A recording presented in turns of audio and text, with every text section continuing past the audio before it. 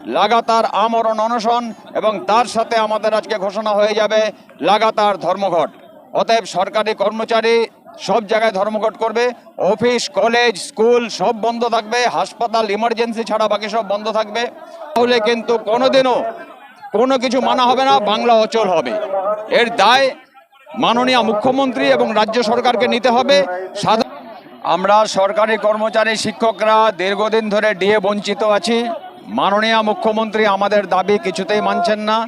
এর সাথে সাথে আছে স্বচ্ছ নিয়োগ, যেটা মাননীয় মুখ্যমন্ত্রী করছেন না। মাননীয় মুখ্যমন্ত্রী করছেন শুধুমাত্র সিভিক রাজ্যে পরিণত করছেন।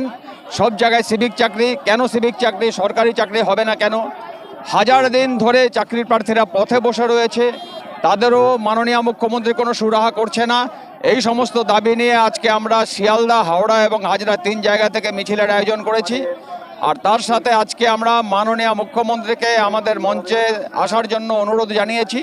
উনি যদি আসেন তো খুবই ভালো, আর যদি উনি না আসেন তাহলে আজকেই আমাদের ঘোষণা হবে লাগাতার আমরণ অনশন এবং তার সাথে আমাদের আজকে ঘোষণা হয়ে যাবে লাগাতার ধর্মঘট।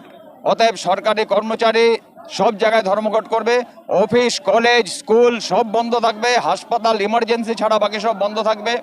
অতএব মাননীয়কে বলবো, আপনি রাজ্য বাঁচাতে আমাদের এখানে আসুন, আমাদের সঙ্গে একটা বৈঠক করুন।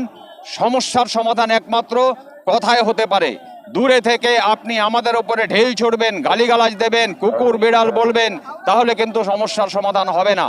আমরা কোমর বেঁধে নেমেছি, জয় না নিয়ে উঠবো না। অতএব মাননীয় আপনি আসুন, আপনাকে আবারও বলছি, সংবাদ মাধ্যমের দ্বারা আপনি আসুন, আমাদের সঙ্গে আলোচনা করুন। আলোচনা করে সব কিছু সুরাহা করা সম্ভব। আপনি আপনার জিদ নিয়ে থাকবেন, আমরা আমাদের জিদ নিয়ে থাকবো। তাহলে কিন্তু কোনোদিনও কোনো কিছু মানা হবে না, বাংলা অচল হবে। এর দায় মাননীয় মুখ্যমন্ত্রী এবং রাজ্য সরকারকে নিতে হবে।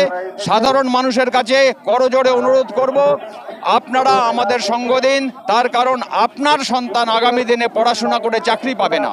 অতএব যদি রাজ্য অচল হয়, সাধারণ মানুষের যে অসুবিধা হবে তার জন্য দায় নিতে হবে রাজ্য সরকার এবং রাজ্যের মাননীয় মুখ্যমন্ত্রীকে। হ্যাঁ, সাধারণ মানুষের যন্ত্রণা পড়বে, এর জন্য রাজ্য সরকার দায়ী। কেননা আমরা ধর্মঘট যদি ডাকি, সাধারণ মানুষের অনেক অসুবিধা হবে, মানুষ অনেক কাজই করতে পারবে না। তাই মাননীয় মুখ্যমন্ত্রীকে বলছি, এই সমস্যা সমাধানের জন্য আপনি আমাদের মঞ্চে আসুন, এসে কথা বলুন। সব সমস্যার একমাত্র সমাধান আমাদের সাথে আলোচনা করে। আমরাও বলছি না যে আমরা কিছু নত হব না, আমরাও নত হব, আপনাকেও নত হতে হবে। আসুন, আলোচনার মাধ্যমে সব কিছু করা সম্ভব।